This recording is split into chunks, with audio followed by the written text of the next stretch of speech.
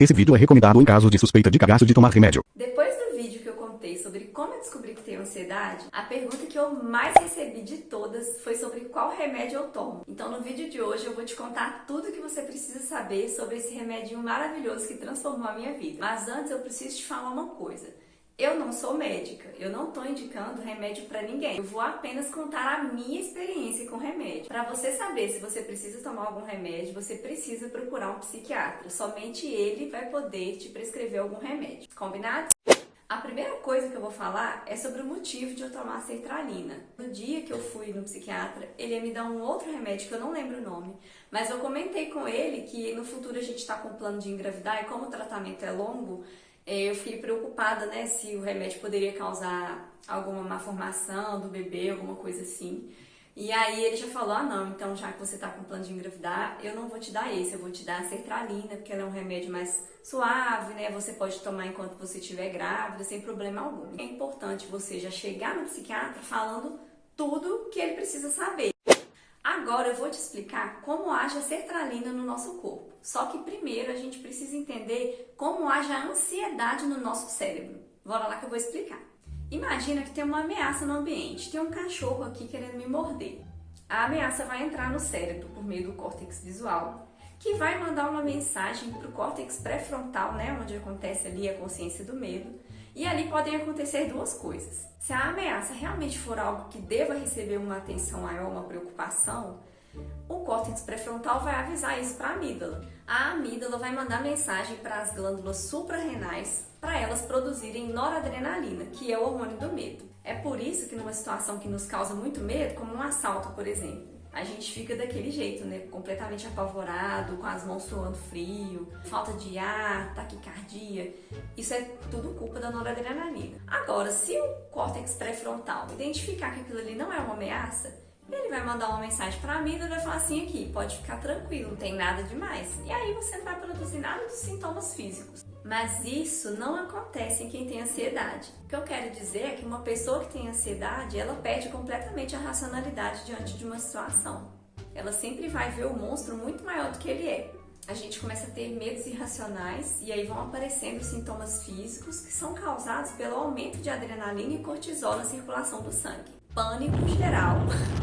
E é aí que entra o trabalho da sertralina. Ela vai possibilitar que aconteça essa comunicação entre o córtex pré-frontal e a amígdala. Ela vai agir ali mais na amígdala, reduzindo os sintomas físicos diante de uma ameaça. E a pessoa vai ter condições de ter uma reação normal diante de uma ameaça.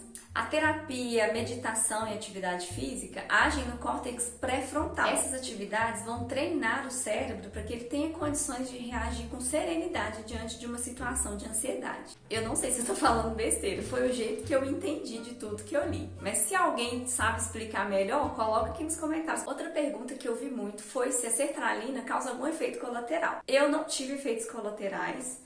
Eu tive, assim, um período de adaptação, que foram os 3 primeiros dias apenas. Eu fiquei, assim, um pouco sufocada, toda hora eu tinha que puxar roupa, assim, para respirar. Eu tava com o estômago meio ruim, não com vontade de vomitar, mas eu tava com o estômago estranho e fiquei com uma vontade de ficar deitada. Nesse dia eu até tive que sair mais cedo do trabalho para vir dormir, porque o corpo fica estranho. Mas passados esses 3 dias eu não tive mais nada. Só que isso aconteceu comigo. Isso vai variar de organismo para organismo. Eu já ouvi relatos de pessoa que teve insônia, baixa da libido, que teve assim sonolência. Mas isso vai depender também muito do horário que você toma, da dosagem. E como que você vai saber a sua dosagem? Testando com seu psiquiatra. Eu mesmo não foi assim de primeira. E quando eu comecei a tomar, eu tomei uma dosagem. Melhorou bastante, mas ainda eu senti que ainda tinha alguma coisa. Na próxima consulta a gente deu uma aumentadinha na dosagem e agora tá ok, 100%. Então é assim, você vai ter que ir testando com seu psiquiatra. Sobre o tempo que o remédio leva para começar a fazer efeito, no meu caso foram aproximadamente 2 semanas. Eu ainda não tinha melhorado 100%, não estava ainda conseguindo me concentrar muito, mas eu já tinha percebido uma leve mudança assim, em relação a tranquilidade, a leveza. Então, com 2 semanas você já começa a perceber. Mas que eu vi assim, uma melhora mesmo foi após uns 30 dias, mais ou menos. Tratamento tem fim? Tem. uma hora você vai parar de tomar. Mas você precisa levar o tratamento a sério. Eu vi muita gente falando que toma o remédio na hora que lembra, tem dia que nem toma em vários horários diferentes, e isso não pode acontecer. O remédio tem que ser tomado todos os dias e tem que ser tomado todo dia no mesmo horário. O meu médico, por exemplo, colocou o meu horário 8 horas da manhã, porque durante o dia a gente gasta energia, né? Trabalha, faz o que tem que fazer, e aí não vai prejudicar o seu sono. Dependendo do horário que você tomar, você vai ter problema de insônia. Então, assim, você tem que olhar o que seu psiquiatra falou. Não adianta você ficar tomando de qualquer jeito, porque o tratamento tem fim? Tem. Mas isso pode fazer o seu tratamento durar muito mais tempo do que duraria. O medo que eu percebi nas pessoas foi de ficar dependente do remédio. Isso, inclusive, era um medo meu também. Foi, inclusive, o que eu falei pro médico, que eu não queria tomar remédio porque eu tinha medo de ficar dependente. Mas a verdade é que se você fizer o tratamento certinho, não tem muito risco disso acontecer, não. A verdade é que a gente tem que ter responsabilidade. Vou te dar um exemplo. O meu psiquiatra me passou Rivotril, clonazepam, pro caso de eu ter alguma crise de ansiedade assim muito forte, muito pesada e eu precisar de um alívio rápido. E vou ser sincera com vocês que se eu usei 3 vezes foi muito. E toda vez que eu tenho uma crise, eu tento resolver assim de outra forma. Eu tomo um banho, eu deito, eu durmo, eu choro, eu faço outras coisas. Sei se começar o bicho pegar mesmo, de doer o peito, de eu ficar com falta de ar, aí eu tomo. Mas assim, já tem um tempão que eu não tomo. Um remédio forte desse, porque ele é forte. Você tá no meio de uma crise, você tomou ele, é na hora, bater e valer. Então você vê que é um remédio forte, ele é tarja preta. Eu vou ficar tomando isso toda hora? Ai, meu Deus, tô com crise. Aí você dá uma choradinha, já tá tomando Rivotril. É claro que você vai acostumar com isso, igual como qualquer outra droga, igual o álcool, né? Cerveja, cigarro. Então, assim, tem que ter responsabilidade mesmo. E uma preocupação que eu tive também foi assim, nossa, eu vou tomar isso por 2 anos, né? E a sensação é tão boa, eu tô vivendo tão bem. É tão bom o que o remédio faz com a gente fica tão em paz, tão leve, tão bem disposto, que dá até um medo de chegar ao fim do tratamento e eu ter que parar. Eu ficava pensando assim, será que, né, eu vou parar de tomar e vai voltar os sintomas, eu vou começar com aquilo tudo de novo? Só que eu conversei com uma pessoa que tem ansiedade e que já acabou o tratamento com a sertralina. Inclusive, ele já tá quase tendo alta da terapia também. E eu perguntei pra ele isso, falei, nossa, mas eu fico curiosa com isso, me explica, né? Será que o sintoma volta? E ele disse que não, que você tem ansiedade normal, né? Porque a ansiedade não vai sair do seu corpo, você tem a doença e ela vai ficar ali. Só que ela vai ser controlada. Você vai saber lidar com as situações de ansiedade sem o remédio. Então agora eu tô tranquila até em relação a isso também. Outra coisa que eu quero falar sobre a sertralina é que você vai conseguir perceber nitidamente que você está melhorando. Você fica em paz. Não é tudo que te irrita mais. Você fica mais seletivo com o que você vai deixar que tire a sua paz. Até as pessoas do seu convívio começam a perceber que você mudou. Eu lembro que um dia eu estava aqui tranquila passando roupa, que já foi um motivo de eu chorar de estresse antes.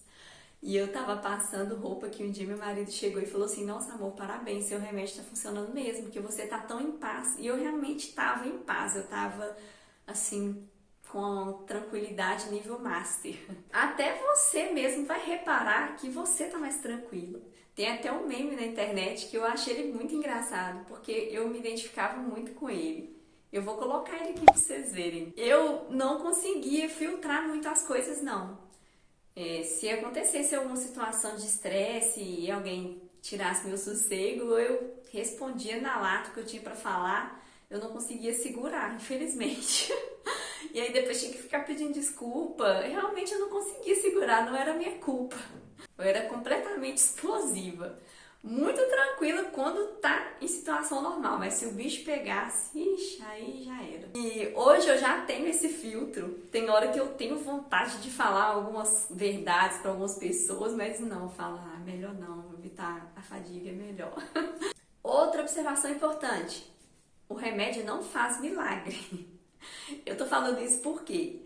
Porque eu tinha um hábito, desde quando eu era criança, de roer muito a unha, de ficar ferido e tal.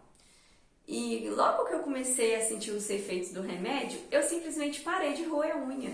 Gente, eu nunca tive cutícula. Eu fiquei tão orgulhosa que eu tirei foto da minha cutícula. Minha unha cresceu, eu não fiquei com pelinha no dedo e tal.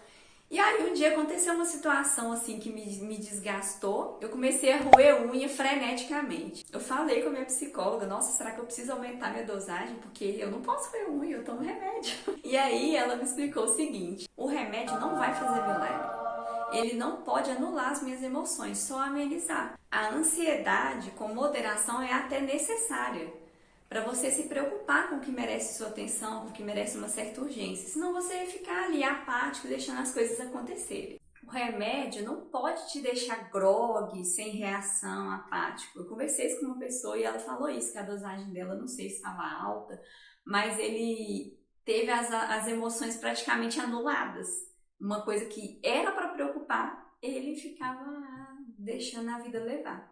Por último, mas não menos importante, eu vou falar o que é a sertralina e para que ela é indicada. Eu deixei para o final porque talvez a pessoa escuta assim, esse remédio é para depressão, aí ela já não vai querer saber mais. Então fica aqui e escuta tudo que eu tenho para falar. Calma! Cloridrato de sertralina é indicado para tratamento de transtorno depressivo, transtorno obsessivo compulsivo, TOC, transtorno do pânico, transtorno de estresse pós-traumático, fobia social e síndrome da tensão pré-menstrual. Você consegue perceber que esse remédio aqui não é só para depressão? Pra que ficar nessa de, nossa, eu não vou tomar remédio, eu não preciso disso? É um antidepressivo, se sua vida vai melhorar, e daí? Que importa se é antidepressivo, se não é? Você prefere ficar aí sofrendo toda vez que tem uma crise, você fica lá, pensando que vai morrer, do que tomar um negocinho desse tamanhozinho aqui, uma vez por dia, que vai te garantir, assim, qualidade de vida como você nunca teve. Pensa bem nisso, não fica sofrendo à toa.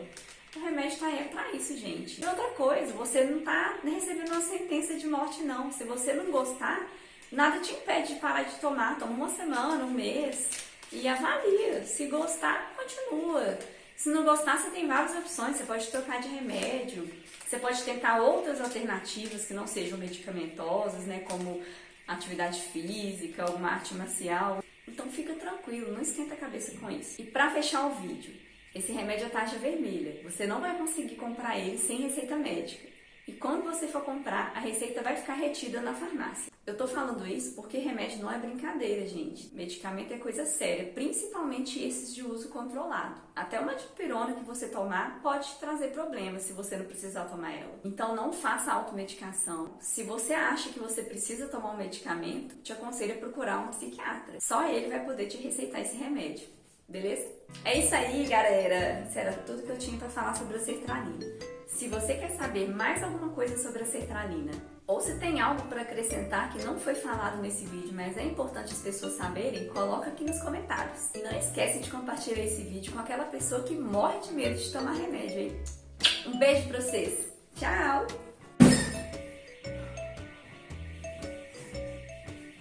Ou tem algo a